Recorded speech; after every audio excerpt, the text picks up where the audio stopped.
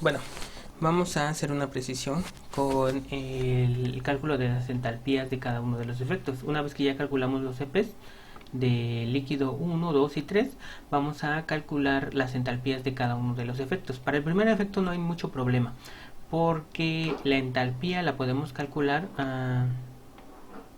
Tenemos la temperatura 1 de 105, tenemos la temperatura de saturación de 105.18,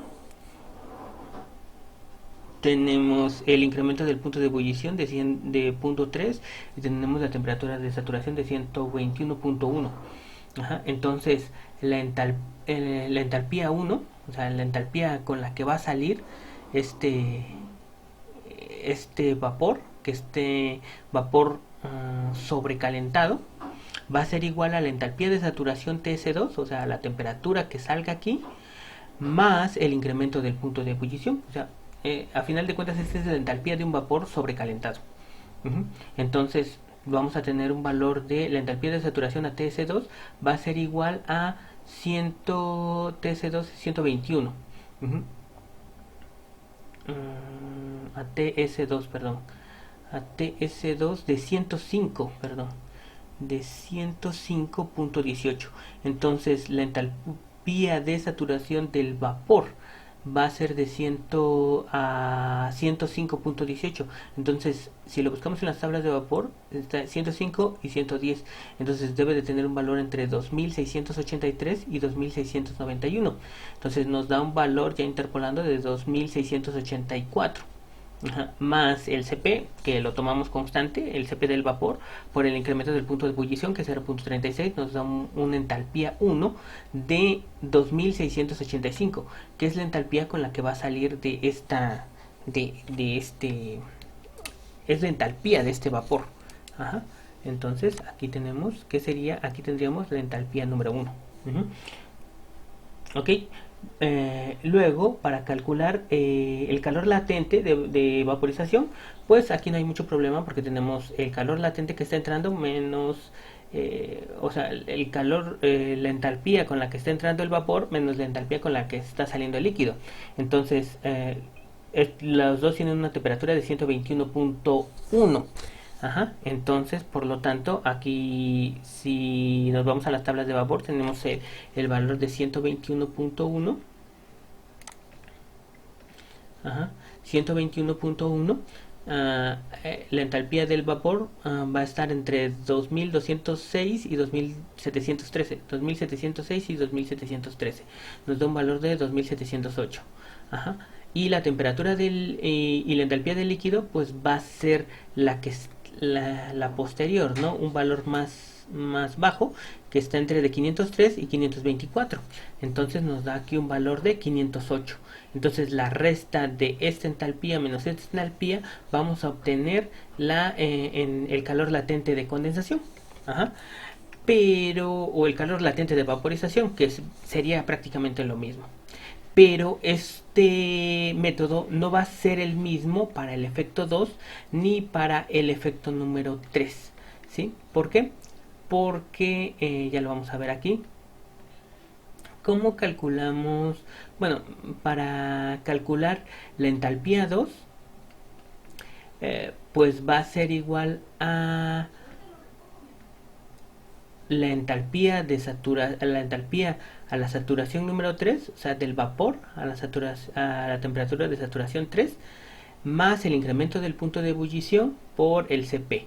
Entonces la entalpía de saturación número 3 va a ser a TS3 y TS3 es de 86.19. Entonces tenemos de 86.19, el valor de la entalpía va a estar entre de 2660 y 2651. Entonces nos da un valor de 2654. Más el CP más el incremento del punto de ebullición, la entalpía número 2 nos da de 2655. Esta sería la entalpía número 2. Esta es la que nosotros consideramos como entalpía número 2, la que va a salir de este vapor. ¿Ok? Y entonces, ¿cómo calculamos el calor de condensación o el calor latente de vaporización? En este caso, pues vamos a ver que sería la si vemos al evaporador número 2, este vapor está entrando con una entalpía número 1 y está saliendo con una entalpía de vaporización a la temperatura TS2. Entonces, la entalpía número 1 ya la habíamos calculado al inicio, en el primer evaporador.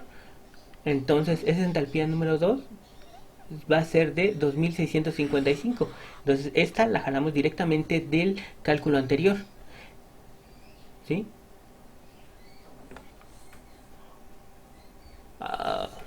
Perdón, no, esa no es. Es del efecto número 2. Ajá. Entonces, aquí es de 2685. Aquí está. La jalamos del ejemplo anterior, ¿sí? Del evaporador anterior, ¿sí? Y ahora decimos que necesitamos la entalpía de líquido, pero a la temperatura de saturación 2. Entonces, aquí no tengo la temperatura de saturación 2, la tengo en el evaporador anterior. La temperatura de saturación 2 es de 105.18. Esta temperatura de saturación 2 va a ser, pero nada más para el líquido. Entonces, tengo la entalpía y sería para el líquido y está entre 400 y 465. Entonces me daría un valor aproximadamente de 441. Entonces esta entalpía, por eso ustedes decían, no, es que no me da con esto porque está entre de 300. No, porque debe de ser a la temperatura de saturación número 2. Entonces esa temperatura de saturación número 2 va a ser de 105 y por eso da un valor entre 400 y 461. Entonces, a final de cuentas, es por la configuración. Es por la configuración del evaporador. Si fuera un primer evaporador, la calculamos así como les dije. Pero como es un segundo evaporador, con múltiple efecto, se calcula de esta manera. Y ya lo vieron ustedes por qué. Porque, o sea, está saliendo con la entalpía número 1 menos la entalpía número 2 de líquido. Entonces, es por eso que nos da un valor de 2640, de 2244. Ok, y ya para el evaporador número 3, pues tenemos que la entalpía sería a la temperatura S3, o sea, la entalpía S3, la entalpía con la que va a salir este vapor, ya les digo cuál es, este vapor, la entalpía H3, lo vamos a calcular como la temperatura, la entalpía a la temperatura 3, que sería de 54.12, pero nada más sería para el vapor. Entonces 54.12 va a estar entre 2592 y 2600. Nos da de 2595. Entre estos dos valores es una temperatura de 54.12. 54.12. Entonces va a estar entre de estos dos valores, ¿sí? Y luego le sumamos otra vez el incremento de temperatura multiplicado por el calor latente, pero del vapor, que es una constante. Por eso nos da un valor de entalpía número 3 de 2600. Y con eso ya calculamos la entalpía número 3, que va a ser de 2600. Con esa cantidad de energía va a salir ese vapor, ¿sí? Y el calor latente o el calor de condensación lo vamos a obtener como el evaporador número 2, ¿sí? Porque está entrando la entalpía número 2 y está saliendo con una entalpía de líquido S3. Entonces, la entalpía 2, ¿de dónde la consigo? Pues la conseguiría de el anterior, de este cálculo anterior, que era de 2655. Entonces esta la pongo acá, ¿sí? Y este valor va a estar a la temperatura, para el efecto número 3 va a estar a la temperatura TS4, porque va a salir con... no, TS3. Y TS3 pues la tengo del evaporador anterior. TS3 es de 89.19.